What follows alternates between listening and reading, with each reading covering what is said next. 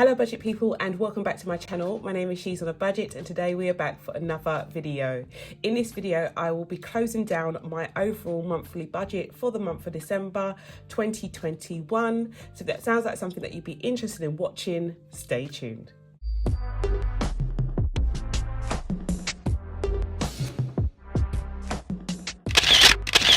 Hello budget people and welcome back to the channel. I do hope you are all well. If you are a returning subscriber, thank you so much for clicking on yet another video.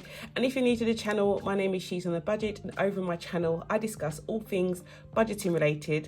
So if that sounds like your type of thing, please do not forget to hit that subscribe button and a notification bell so you are kept up to date with all of my future videos. Now guys, I don't know when this video is going to go up. I have so many videos I need to upload, and if you receive a lot of notifications back to back, I do apologise in advance. I have been very ill, as you know, and I've just had to bang them all out, if that makes sense. So yeah. This video is probably going to go up whenever it can go up, to be honest, and I hope you find it well. But yeah, I am going to close down December. I was literally contemplating, should I do it, should I not, should I do it, should I not, should I just close it down off camera? But I have to kind of check myself sometimes, because I've been doing this now for over 2 years and little habits can start to slide that have got you to where you are, and I need to do this not for you guys, but for me. So I need to be consistent. I can't start giving myself excuses saying, oh, I'm not going to film this video, I'm not going to film that video because they're unpopular or because no one cares. It's not about whether you watch these videos, to be honest, guys. It's about me sticking to the routine that I have grown accustomed to, because that's how I've managed to get to where I am. I hope that makes sense. So if you are struggling at the moment, if you're sitting there thinking, oh, what's the point of me doing this or what's the point of me doing that?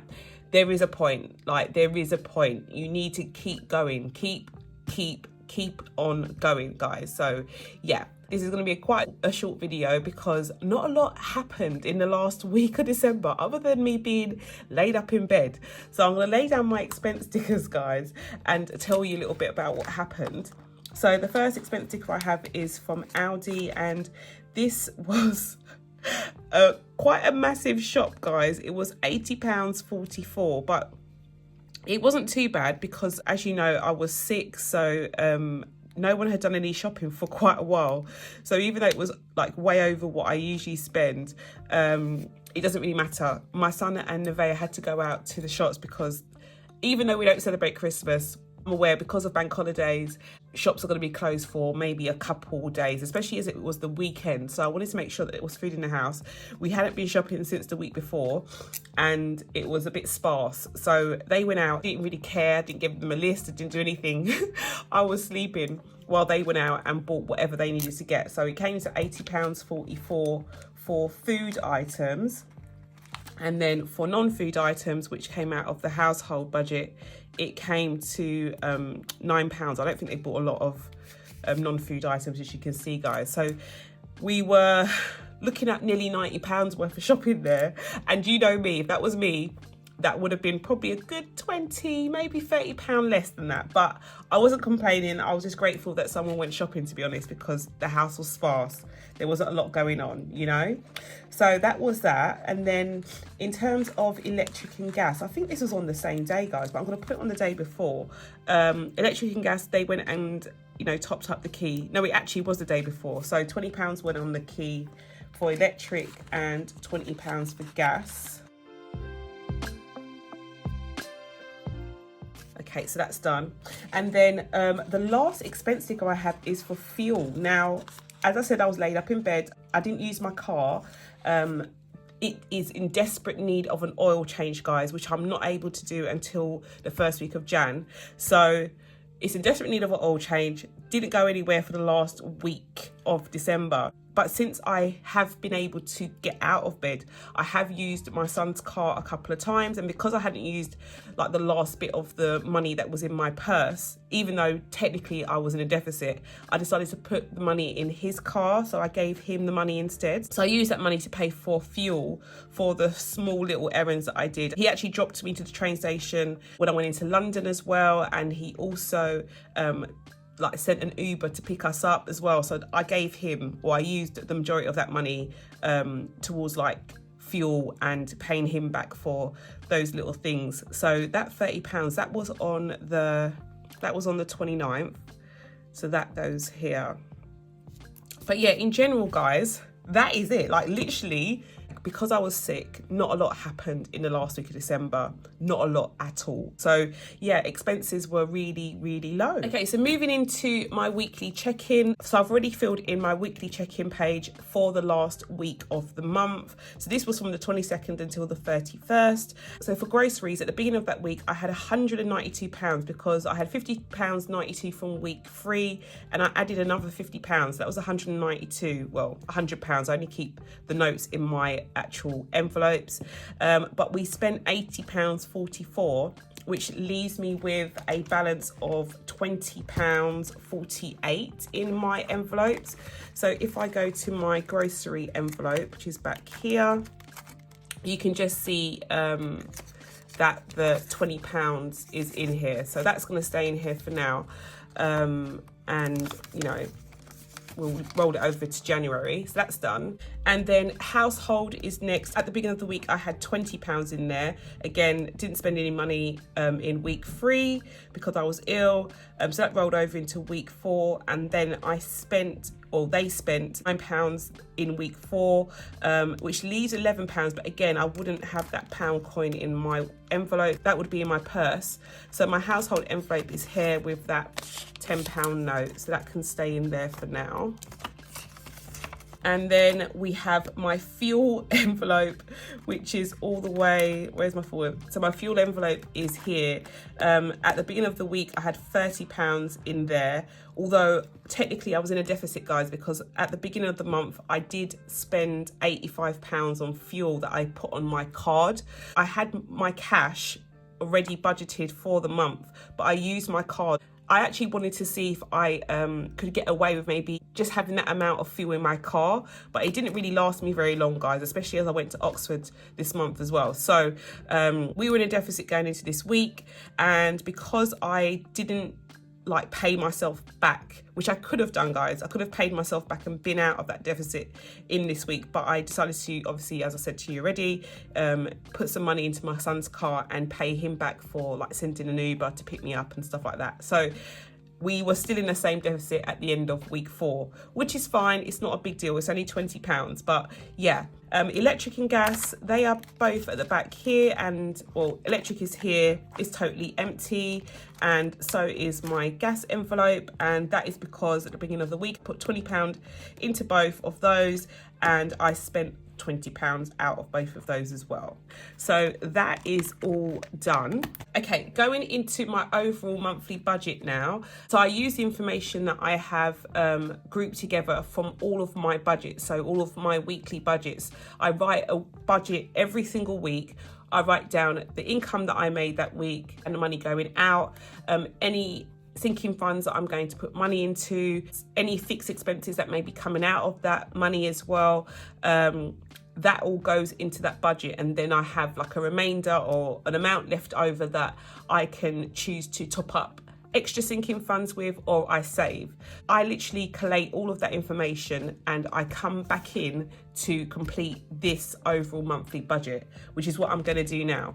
I'm going to start with my income. I predicted that I'd receive £4,000 this month, but when I went through and done all of my calculations, I saw that my actual income came to £4,576.74. So that was my actual income for this month. I add to that the rollover that I bought in from last month. So as I said to you, I always try to add some extra money from the previous month as like a buffer to help me with expenses for the following month. So add to that my rollover. My total income for December was £5,116.74. Okay, so when it comes to a variance or differences between the predictions and the actual amount, literally nearly £600 out when it came to my actual figures. So which is good, which is actually lovely to see. I'd rather under predict than over predict. Going into my variable expenses, again, how I got these figures was that I went through my weekly check-in page. I added up the money that I spent each week, and groceries, it came to £180. So we were £20 shy here, which you just saw in my envelope. Fuel, we came in over budget. I predicted I'd spend 140, but I actually spent 160.74, which means that we were over budget by 20.74. Gas, we were fine. We came in bang on, and the same for electric. Household, we were under, so we were literally like £10 shy as well there. So we had some money left over in these envelopes. So I'm going to come in and do a total for my variable expenses.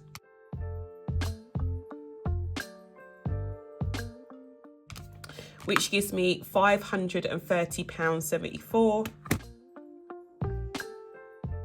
And I've also checked my variance, which means that technically, guys, I still came in under budget. Even though I went over on my fuel budget, overall for variable expenses, I still came in under by £9 or so.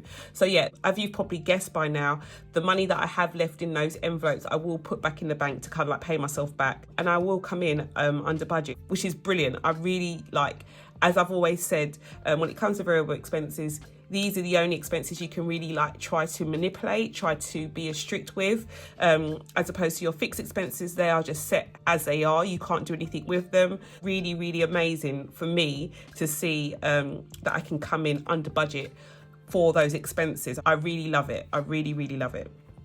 Okay, so let's go into the breakdown for the month now. So my income for this month, I predicted it would be £4,540.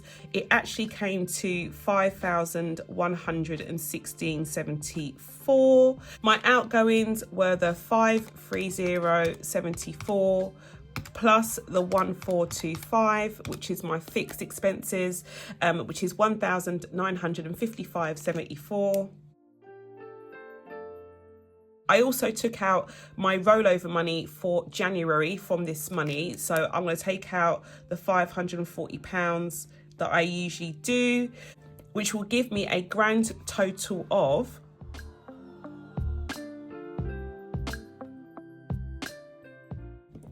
£2,621. So yeah, guys, I'm really, really happy about that.